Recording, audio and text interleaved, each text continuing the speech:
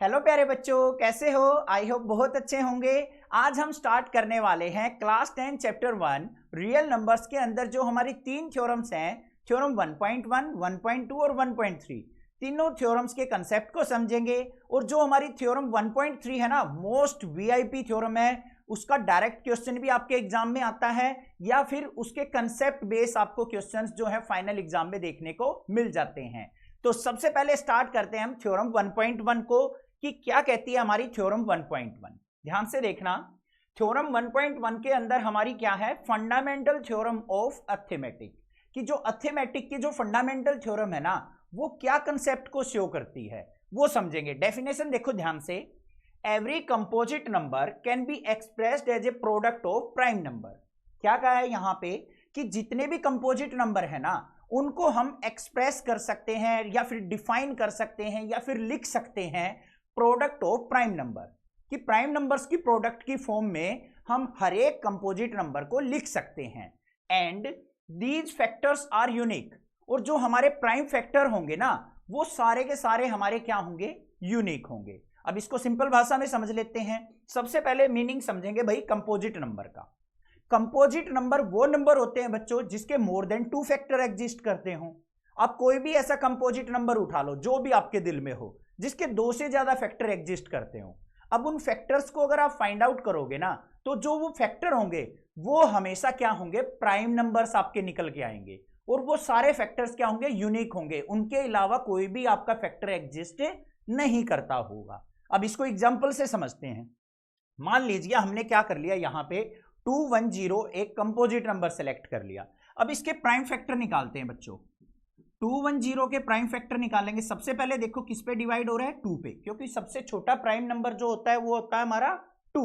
तो पहले 2 से डिवाइड करेंगे, लास्ट में इवन नंबर है तो 2 1 जा 2, 1 2 से डिवाइड नहीं होगा तो 0 आ गया, 2 5 जा 10। फिर ये 2 से डिवाइड नहीं होगा तो किससे हो रहा है, 5 और 1 6 आ रहा है सम डिजिट्स का, तो 3 से डिवाइड हो रहा है, तो 3 3 जा 9, और फिर यहां पे 15 हो गया, 3 5 जा 15। अब ये 3 से डिवाइड नहीं हो रहा है तो 5 से डिवाइड हो रहा है, तो 5 7 जा 35। फिर ये 7 से डिवाइड हो रहा है तो 7 1 जा 7।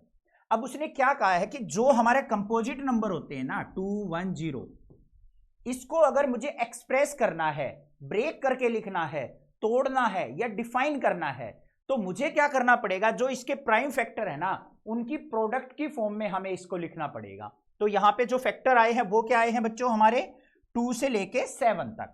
तो पहला फैक्टर था 2, फिर 3, फिर हमारा 5 और फिर हमारा 7। तो ये चीज वो कहना चाह रहा है थ्योरम 1.1 में, कि हमारा कोई भी कंपोजिट नंबर है उसको हम प्राइम नंबर्स की फॉर्म में या प्राइम नंबर्स की प्रोडक्ट की फॉर्म में हम एक्सप्रेस कर सकते हैं। बात समझ में आ गई? कोई और एग्जांपल ले लेते हैं। मान लो आपके माइंड में आ गया सर 64 आ गया, या फिर कोई और सिंपल और ले लेते हैं भाई, कोई ऐसा नंबर, मान लो 52 आ गया। ठीक है, 52 ले लिया हमने। सबसे पहले इसके प्राइम फैक्टर निकालो। 2 से डिवाइड किया, 2 2 जा 4, 2 1 जा 2। फिर 3 से डिवाइड किया, 3 7 जा 21। फिर 7 से करेंगे, 7 1 जा 7। तो हम 52 को कैसे एक्सप्रेस कर सकते हैं, 52 equal to product of its prime factor. तो हमारा पहला प्राइम फैक्टर क्या है, 2, फिर 3, फिर 7। तो हमारा 52 को हमारा एक्सप्रेस करने का तरीका क्या हो गया, यही चीज हमारी क्या कहती है, फंडामेंटल थ्योरम ऑफ अर्थमेटिक कहती है। समझ में आ गई बात, क्लियर है? अब देखते हैं इससे नेक्स्ट थ्योरम क्या है हमारी, थ्योरम 1.2। थ्योरम 1.2 के अंदर क्या कहता है, लेट P बी ए प्राइम नंबर। हमें P क्या करना है, कोई भी प्राइम नंबर मान लेना है अपनी मर्जी से। आप जो आपका दिल में आ रहा है वो नंबर मान लो, P एक प्राइम नंबर मान लिया भाई हमने। P को ले लिया यहां पे 3, प्राइम नंबर है, ठीक है। If P divides A square, A square भी कोई नंबर है, मान लेते हैं हम ए स्क्वेयर हमने ले लिया भाई 81। ए स्क्वेयर इक्वल टू क्या है, 81। हमें कैसा नंबर मानना है ए स्क्वेयर, कि जो प्राइम नंबर हमारा डिवाइड कर सकता हो। अब 3 हमारा 81 को डिवाइड कर सकता है, तो उसने क्या कहा है, ध्यान से देखो एक बार। लेट P बी ए प्राइम नंबर, हमने P एक प्राइम नंबर माना जो कि हमने मान लिया 3 है। आगे क्या कहा है, if P divides A square. अब P जो नंबर हमने माना है वो ए स्क्वेयर को डिवाइड कर रहा है। ए स्क्वेयर भी ऐसा नंबर मानना है कि जिस नंबर को हमारा प्राइम नंबर डिवाइड कर सकता हो। अब 81 को हमारा 3 डिवाइड कर सकता है, बिल्कुल क्लियर है। देन P डिवाइड्स A, अगर हम यहां से A की वैल्यू निकालेंगे ना तो वो P जो है A को भी डिवाइड करता होगा, ये कहना चाह रहा है बस थ्योरम 1.2 में। देखो यहां पे A की वैल्यू निकालो तो A इज इक्वल टू क्या आ जाएगा भाई, अंडर रूट 81, और 81 का रूट क्या होता है, प्लस माइनस 9 आ गया। अब ध्यान से देखो 3 जो है 81 को भी डिवाइड कर रहा था और 3 जो है वो 9 को भी डिवाइड कर रहा है, तो ये कहना चाहता है हमारा थ्योरम 1.2 के अंदर। अब और एग्जांपल ले लेते हैं। मान लो हमने यहां पे P मान लिया कोई भी एक another prime number 5, A square क्या मानना पड़ेगा भाई, ऐसा नंबर मानना पड़ेगा जिससे 5 डिवाइड कर सकता हो, तो वो मान लिया हमारा क्या है 25। क्लियर बात है। तो अगर मैं यहां पे A की वैल्यू निकालता हूं तो A इज इक्वल टू क्या आ जाएगा, अंडर रूट 25। तो A की वैल्यू क्या आ गई बच्चों हमारी, प्लस माइनस 5। तो हमारा जो P था ना वो A को भी डिवाइड करता होगा। क्लियर बात, समझ में आ गई। छोटा सा कंसेप्ट था कि अगर हमारा P कोई प्राइम नंबर है, अगर वो A स्क्वायर को डिवाइड कर रहा होगा तो वो A को भी डिवाइड करता होगा। क्लियर। नेक्स्ट चलें, लास्ट आ गई हमारी थ्योरम 1.3, मोस्ट इंपोर्टेंट थ्योरम है। एग्जाम पॉइंट ऑफ व्यू से रटना बिल्कुल नहीं है, बिल्कुल इजीली कंसेप्ट के साथ समझाऊंगा, माइंड के अंदर बिल्कुल आसानी से सेट हो जाएगी। बस ध्यान से कंसेप्ट को समझना है, एक एक पॉइंट को बस अपने मैथ की जो रियल लाइफ है ना उससे रिलेट करते हुए समझना है, छोटे छोटे कंसेप्ट से समझना है बस, ठीक है। देखो क्या है क्वेश्चन, क्या है थ्योरम, रूट 2 इज इरेशनल। अब इसमें रूट 2 की जगह आपका रूट 3 भी आ सकता है एग्जाम में, रूट 5 भी आ सकता है, रूट 7 भी आ सकता है, रूट 11 भी आ सकता है, कोई भी नंबर दे दे। एक ही कंसेप्ट से एक ही तरीके से आपको क्वेश्चन को, थ्योरम को सोल्व आउट करना है, ठीक है। पहले कंसेप्ट समझेंगे। यहां पे क्या कहा है भाई कि रूट 2 हमारा इरेशनल नंबर प्रूव करना है आपको। हम क्या करेंगे ऐसे क्वेश्चन में, अपने पास से एज्यूम करके चलेंगे, मान के चलेंगे कि ये जो नंबर है ना रूट 2 वो एक रेशनल नंबर है। हम अजम्पशन करके चलेंगे, मान के चलेंगे कि रूट 2 क्या है, एक रेशनल नंबर। फिर हम अपने क्वेश्चन पे आगे बढ़ते जाएंगे और हम अपनी ही अजम्पशन को रॉन्ग प्रूव कर देंगे लास्ट में कि जो हमने रूट 2 को रेशनल नंबर मानना है ना वो गलत मान लिया। अब कोई नंबर रेशनल नंबर नहीं है बच्चों तो वो अपने आप ही क्या हो जाएगा, इरेशनल नंबर हो जाएगा। समझ में आई बात। करना क्या है, कॉन्ट्राडिक्शन क्या होगी, हमें नंबर को सबसे पहले रेशनल मान के चलना है और अपनी ही अजम्पशन को हम रॉन्ग प्रूव कर देंगे कि हमने ये गलत मान लिया था, तो हम उस नंबर को इरेशनल प्रूव कर पाएंगे। बात समझ में आ गई। अब देखो कैसे करेंगे। सबसे पहले हम यहां पे लेके चल रहे हैं भाई रूट 2 को इरेशनल प्रूव करना है, तो हम क्या करेंगे यहां पे, let us assume under root 2 is rational. हमने क्या मान लिया, रूट 2 को एक रेशनल नंबर मान लिया। अब रूट 2 को रेशनल नंबर मानना है तो भाई हम उसको किस फॉर्म में लिख सकते हैं, P बाई क्यू की, numerator by denominator, A by B की फॉर्म में लिख सकते हैं, ठीक है भाई। तो यहां पे हम क्या लिखेंगे, so under root 2 equal to A by B लिख सकते हैं ना। रेशनल नंबर होगा तो वो A बाई बी की फॉर्म में होगा, और A और B क्या होते हैं वो ध्यान से देखो, A कोमा B आर को प्राइम नंबर, ए और बी जो होंगे वो हमारे क्या होंगे, को प्राइम नंबर होंगे। अब को प्राइम नंबर कौन से होते हैं बच्चों, जिनका बस एक ही फैक्टर होता है वो भी 1। उन दोनों के अंदर कोई भी कॉमन फैक्टर और नहीं होगा, क्या होगा, ओनली कॉमन फैक्टर जो होगा वो क्या होगा, 1। यहां पे मैं एक बार लिख देता हूं, आपके माइंड में सेट रहेगी बात। तो यहां पे को प्राइम नंबर क्या होंगे, hair 1 is only common factor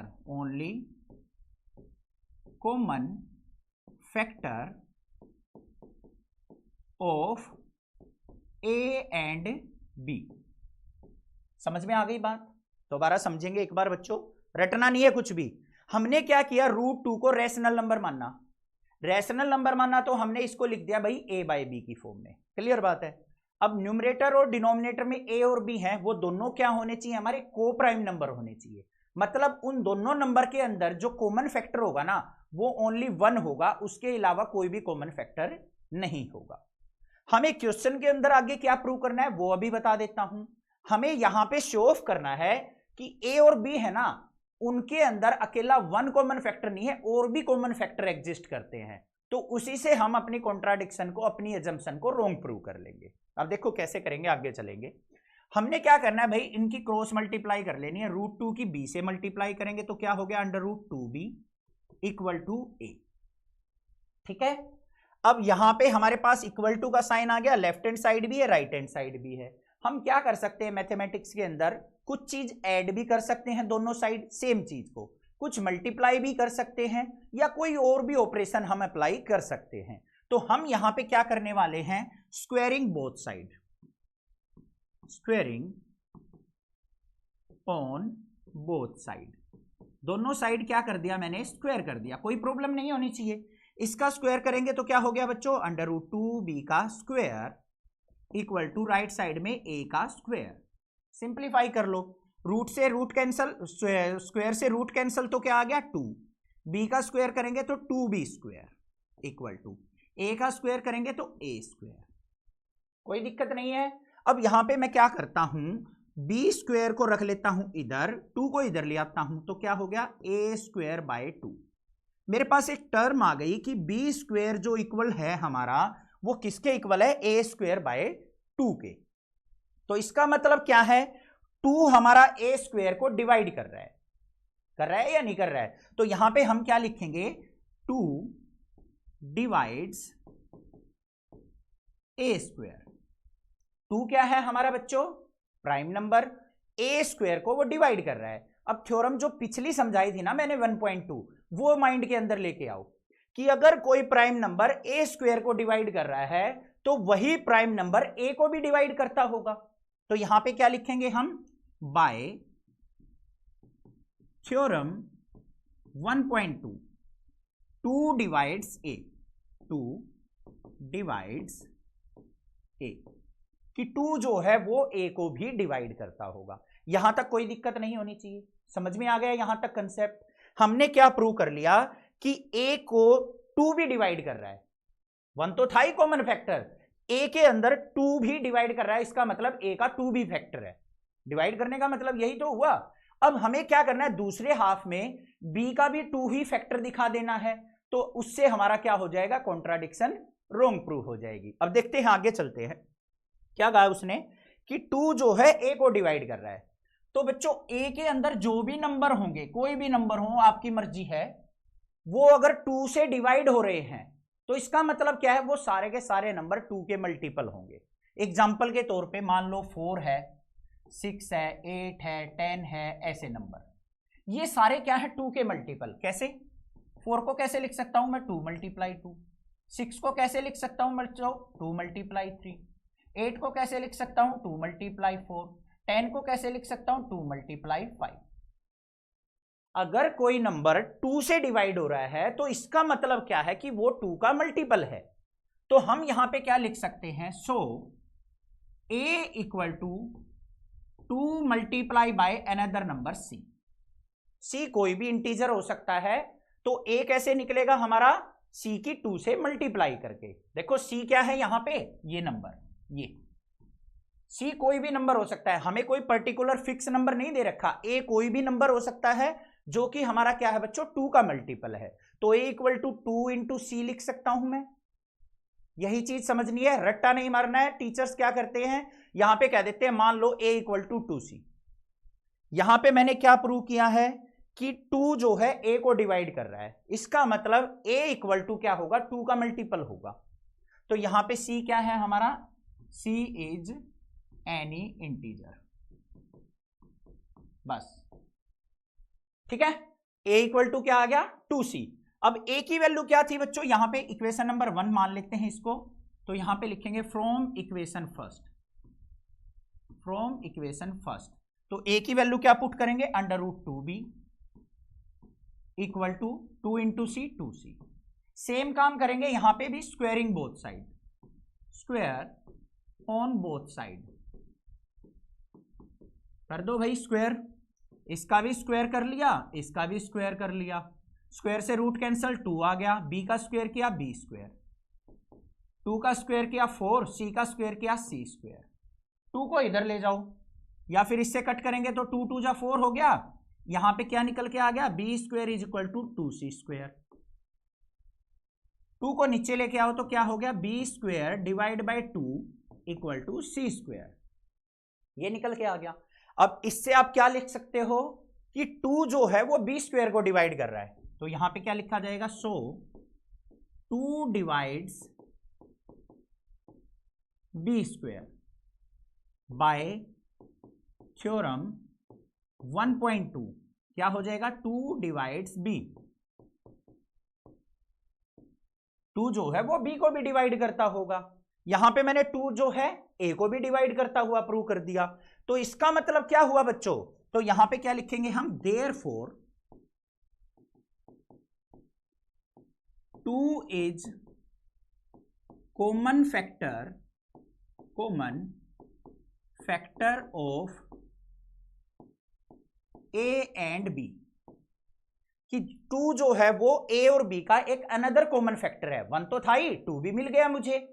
अब एक से ज्यादा अगर फैक्टर मिल गए मुझे ए और बी के, तो ए और बी हमारे को प्राइम नंबर नहीं रहे ना। बट हमने क्या मान के चला था कि ए बाय बी क्या है हमारा रैशनल नंबर, और ये हमारे क्या थे, इसके को प्राइम फैक्टर।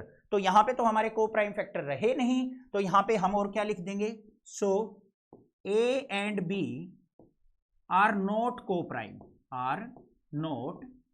प्राइम। और लास्ट में क्या लाइन लिखी जाएगी भाई, लास्ट में लिख देंगे so under root 2 is not a rational number. तो रूट 2 जो है वो एक रैशनल नंबर नहीं रहा, our assumption is wrong. Last में लिखना चाहो वो भी लिख सकते हैं हम, आवर अजम्पशन इज रोंग। तो क्या प्रूव हो गया, root 2 is a irrational number. समझ में आ गया। अब मान लो रूट 3 होता तो हमारा ए और बी का जो कॉमन फैक्टर आता ना वो 3 आएगा। रूट 5 होता तो ए और बी का कॉमन फैक्टर आएगा 5। अगर मान लो यहां पे रूट 7 होता तो ए और बी का कॉमन फैक्टर आता 7। ऐसे करके देखेंगे। अब रूट 3 और रूट 5 को करके देखना सेम कंसेप्ट के साथ, आपको समझ में आ जाएगा। क्लियर हो गया। बिल्कुल इजी स्टेप में मैंने आपको समझा दिया है कि एक बार तो a का कॉमन फैक्टर हमें 2 दिखाना है कि a जो है 2 से डिवाइड हो रहा है, ऐसे ही b भी हमें 2 से डिवाइड दिखाना है। तो 2 क्या हो गया, a और b का कॉमन फैक्टर, तो इस वजह से वो को प्राइम नंबर नहीं रहे और हम रूट 2 को रैशनल नंबर जो मान के जो चल रहे हैं वो हम गलत मान के चल रहे हैं। ये चीज प्रूव करनी है। क्लियर बात, समझ में आ गया। चैनल को सब्सक्राइब, वीडियो को लाइक करना, और आने वाली जो वीडियोज होंगी उसमें सारे के सारे एनसीईआरटी क्वेश्चंस करेंगे, एग्जांपल्स करेंगे, previous year question, extra question जो भी होंगे ना सारे के सारे करेंगे और 100 आउट ऑफ 100 लेके आएंगे। ठीक है। नेक्स्ट क्लासेज को सब्सक्राइब करके रखना। क्लास 11 12 का भी मैथ मैं आपको यहां पे कराऊंगा। Thank you students, love you students.